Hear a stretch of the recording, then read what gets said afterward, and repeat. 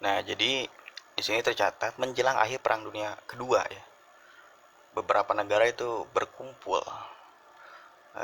untuk membicarakan suatu kesepakatan yang melahirkan persetujuan-persetujuan untuk membentuk lembaga-lembaga keuangan.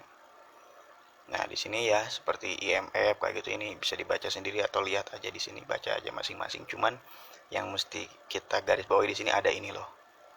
6 implikasi terhadap sistem moneter internasional hingga saat ini. Jadi kayak gini, pertanyaan-pertanyaan yang mungkin pernah kita temukan gitu ya di kehidupan sehari-hari. Mengapa? Mengapa dolar itu dijadikan standar mata uang dunia?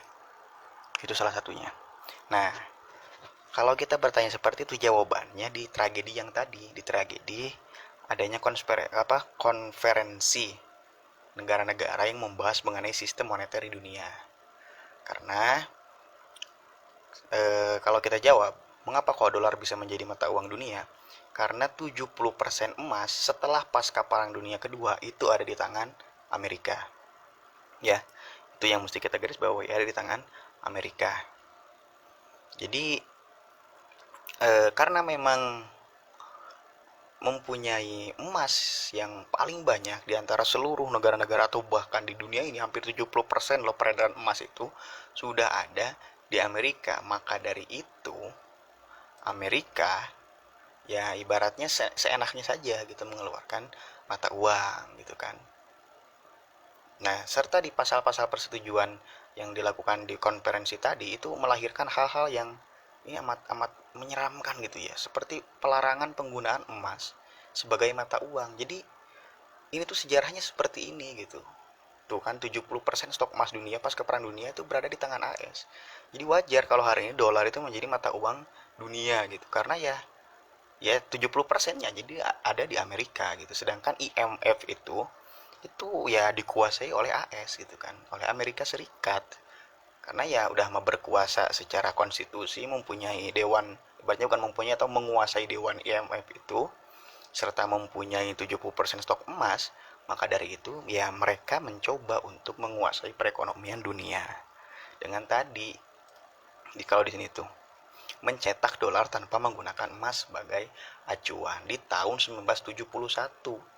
Nah, berarti sebelumnya itu setiap pencetakan dolar atau uang apapun atau mata uang apapun pasti ditangguhkan atau ditanggung dengan emas. Karena di pembahasan-pembahasan ya adanya latar belakang pembahasan ini ya, latar belakang tentang apa monetary conference yang dilakukan, atau ini nama tempatnya ya Bretton Woods itu tempatnya. Terus kegiatannya itu monetary conference, itu membahas mengenai sistem moneter di dunia ya. Ya tadi setelah pasca perang dunia kedua kan ya emas sebagai acuan gitu ya. Di 1971 dan sebelumnya itu memang digunakan penanggungan emas terhadap setiap mata uang. Nah, ini kan jadi latar belakang mengapa terjadi konferensi moneter dunia atau konferensi negara-negara yang membahaskan tentang sistem moneter dunia. Karena emas dulu ya, emas dan dolar itu pernah ada korelasi nilai mata uang dan mata tukar, nilai mata uang serta nilai tukar gitu, ada korelasi yang positif sifatnya. Nah, sebelum keluar ini tentang pelarangan penggunaan emas itu ada korelasi positif. Nah, setelah keluar peraturan ini tentang pelarangan penggunaan emas, korelasinya menjadi negatif. Karena dulu itu ya emas serta dolar itu sama-sama tinggi ya. Jadi sampai bisa diibaratkan gini, kalau emas itu banyak, ibaratnya peredarannya banyak, beredar di mana-mana itu banyak, dolar akan melemah. Kalau dolar banyak, emas akan melemah. Dulu sampai seperti itu. Cuman setelah pelarangan penggunaan emas, ya udah hilang gitu. Karena setelah memang pelarangan penggunaan emas berarti ya AS itu bebas mencetak dolar dengan tanpa ada tanggungan emas apapun. Seperti itu. Saya rasa di sini pemirsa sudah paham ya, sedikit-sedikit agak mengerti mungkin ya, paham. Ya, jadi Amerika mencetak dolar tanpa menggunakan emas lagi sebagai acuan. Nah, dulu ketika emas jadi acuan, itu terjadi korelasi yang positif. Jadi kalau emas banyak atau emas itu menyebarnya banyak gitu ya, yang ininya banyak, ya dolar menurun dan sebaliknya. Cuman ketika memang ada persetujuan tadi, keputusan-keputusan di konferensi tadi, ya memang dolar udah gak cetak lagi ditanggung dengan emas, itu udah gak terlaksana dan tidak berlaku, ya gak ada korelasi sama sekali, bahkan korelasinya jadi negatif itu. Ya apa, dolar mau dicetak sebanyak apapun ya tidak akan terlalu mempengaruhi, tidak akan, bahkan tidak mempengaruhi kepada emas itu sendiri. Jadi sudah beda masing-masing, emas emas, dolar dolar. Kalau dulu sebelum ada konferensi ini, ya apa, terjadilah korelasi. Nah seperti itu. Ya kita kan ketahui lah, kemarin-kemarin emas itu naik loh hampir 1 juta gitu ya, 1 gram itu 1 gram 1 juta. Cuman sekarang menurun sekitaran 950-an, menurun 50 ribu. Ini kan yang menandakan bahwasanya emas itu kuat, kuat sebagai kalau dijadikan sebagai mata uang dunia itu amat kuat sekali. Karena dulu itu ya ibaratnya ya seperti ini lah, mengeluarkan pasal-pasal pelarangan penggunaan emas ini kan rasa kekhawatiran dari IMF yang, ya intinya dari AS aja ya, sama-sama dari AS ya, dari Amerika, dari apa, konsep-konsep Amerika lah, IMF kayak gini tuh. Ibaratnya ada kekhawatiran, takutnya kalau emas digunakan di dunia, mereka itu malah kelabakan, walaupun 70% stok emas di dunia itu pas ke perang dunia itu ada di tangan Amerika. Ini tuh apa? Karena memang Amerika yang memperlihatkan kepemilikan emas mereka, ibaratnya di, kalau bahasa Sundanya tuh ditemong-temongkeun ka batur gitu ta. Mengapa seperti itu? Karena ada di sini tuh, kalau kalau kita lihat mana ya tadi. Tapi saya udah baca sih. Jadi intinya gini, mereka tuh mengklaim bahwasanya emas terbanyak itu adanya di AS. Nah, sampai-sampai setelah terjadi persetujuan-persetujuan ini dan keluar keputusan-keputusan ini yang memang garudet ya kalau dibaca, cuman saya akan ceritakan. Jadi ada peraturan yang mencoba mengajak negara-negara itu untuk berhutang ke IMF. Jadi intinya dipaksa berhutang ke IMF dengan menggunakan pinjaman dolar. Akhirnya dolar itu semakin banyak dicetakkan ya kalau kayak gitu. Udah memang nggak pakai emas gitu ya, nggak ditanggung lagi sama emas. Terus IMF menyuruh kepada negara-negara yang hadir dan berkoalisi di IMF itu untuk meminjam uang. Akhirnya kan setiap negara punya hutang tuh. Semakin lama ya, karena ada bunga juga ya di sini kan, udah ada aku di sini nih. Persetujuan-persetujuan untuk membentuk lembaga-lembaga keuangan multilateral yang menegakkan bunga. Intinya pinjam terus dibalikin dengan bunga gitu. Jadi bunga di ini kan gitu ya, ditegakkan di sini tuh. Karena semakin sulit untuk membayar hutang, akhirnya ya gak mau, minimal sebelum ada hal kalau kayak kita mah, kalau kita apa berhutang ke teman kan biasanya suka ada jaminan gitu. Tapi kan sebelumnya, sebelum minjem, ya biasanya kalau kita analogikan suka nanya dulu. Misal saya pinjam 1 juta, itu kan biasanya apa, suka ini loh, suka dijadikan tanggungan gitu. Misal, oh nanti kalau saya gak bisa bayar 1 juta, saya perasaan punya apa, punya motor tuh. Kalau sekiranya saya gak bisa bayar dengan tempo yang sudah ditentukan, kamu boleh ambil motor saya.